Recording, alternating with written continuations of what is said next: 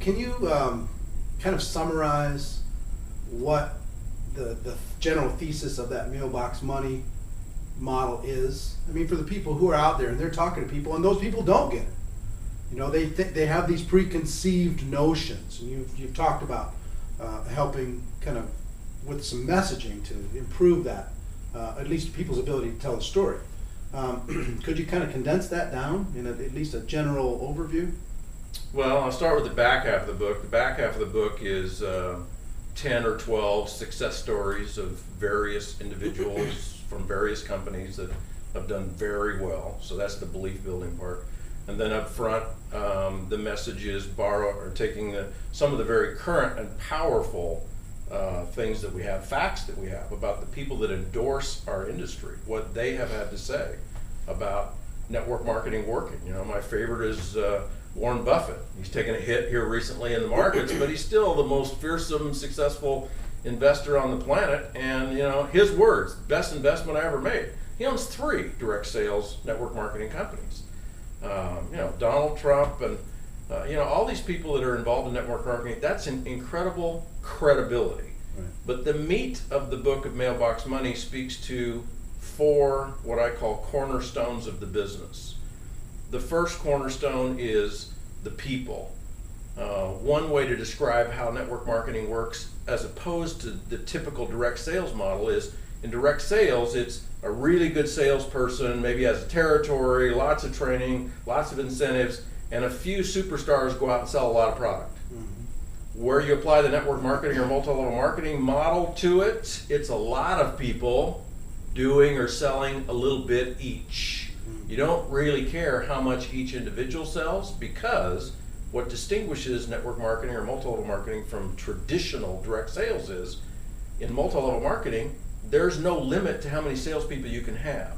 So the way you get sales volume is not by how much an individual sells, but how many individuals you have. Mm.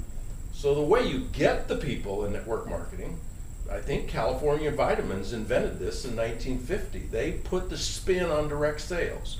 They changed a couple of rules. The first and breakthrough rule that they changed in direct sales is, instead of you having to be a sales manager and a superstar in order to hire other salespeople, they said everyone can hire other salespeople. Everyone can recruit. What that threw into direct sales was geometric progressions or compounding in how you get the people. Mm.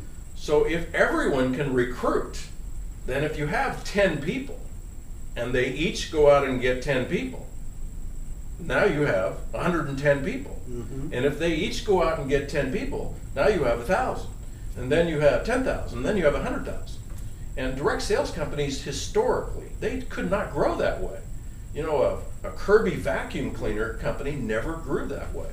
California Vitamins threw that compensation plan onto direct sales and exploded the network marketing industry. California Vitamins was purchased by Amway. Amway, 50 years of building that model. They are still the #1 network marketing company on the planet.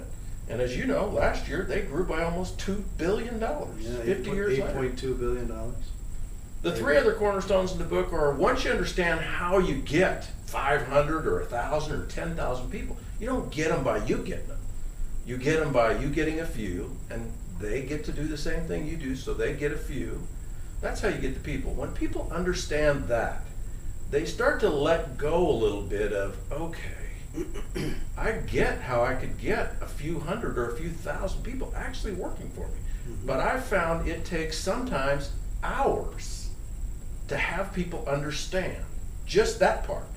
Just the part of geometric progressions or compounding applied to recruiting. It's so different than everything else they've ever been taught their whole life. Yeah.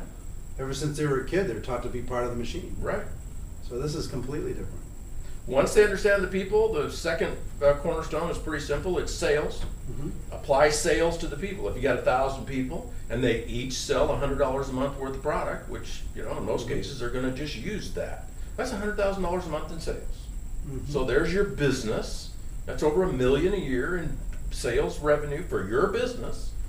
Simple. The third cornerstone is money.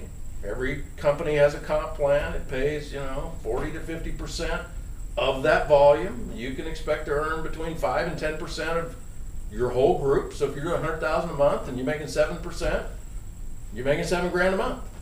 The fourth cornerstone is about residual income. I don't think, unless you have residual income in network marketing, I don't think what we have to offer is that unique and that valuable. You can make $50,000 a month selling real estate in a decent market, or being a mortgage broker, or doing all kinds of things. But so how much money you can make is not that unique in network marketing. What's unique is if you can build up an income and know that whether you're working that business or not, you're going to get paid that money every month. That has extraordinary value. That has net worth value. That has asset value. So let's say, for example, you have 1,000 people in your network and they're doing $100 a month on average each, and you're making $7,000 a month. If you can know that that's residual, like it's not going to go away no matter what, that $7,000 a month is worth $1.5 million to $2 million in net worth as an asset. So what I like to teach people is look at what you would have to do in real estate in terms of how much time, how much risk, how much money you'd have to put in to end up, and how long would it take you to end up with $2 million worth of net worth. Without the risk. I mean, because look at the people who are sitting on risk today because they thought they were safe in real estate. Totally. Some of them are down 50%. Yeah. And it's not just the value of that real estate, it's the asset. So in order for you to have $2 million worth of net worth in real estate, you got to have $2 million unencumbered. So that's a $2 million commercial building that you don't owe anything on. That takes a while. That takes a long time. Or maybe you want to try to do it in the equities, where you don't get any leverage. At least in real estate, you get leverage. In equities, you don't get any leverage, but the risk is huge. I mean, how do you know your brokers when he's pitching Enron or Global Costing or MCI World? How do you know he doesn't know what he's talking about? How do you know he's blind to what's about to happen? You don't. You don't have a clue. Network marketing is the absolute best way to build wealth, to build net worth. If you build it in a way and in a company with a product line that you can expect 10, 20, 30, 50 years from now, people will still be buying those products. And look at the companies like Amway. They don't have to be miracle products to provide residual income. Amway doesn't have any miracle products. Mary Kay doesn't have any miracle products. Herbalife doesn't have any. New Skin doesn't have any. Those are companies been around 25, 30, 40, 50 years, paying residual income the whole time. That's the holy grail of wealth building, to build residual income in network marketing. And while you're doing it, you can also take that money and invest in real estate and the equities. So you get a three-pronged approach. You got real estate, you got equities, you got residual income. At some point, you want to go full-time, retire, you got freedom. And that's what people really want, They want freedom. They want to have fun. They want to feel like they're contributing. They want to feel safe. They don't want to feel vulnerable to the next huge world or U.S. economic downturn. They want to build walls of protection around themselves, their family, and their lifestyle. If they're having fun today, if they're golfing, if they want to be able to do that the rest of their life, not just right now. That takes wealth. That takes well thought out, strategic, bulletproof wealth. This is the best place in the world to do it.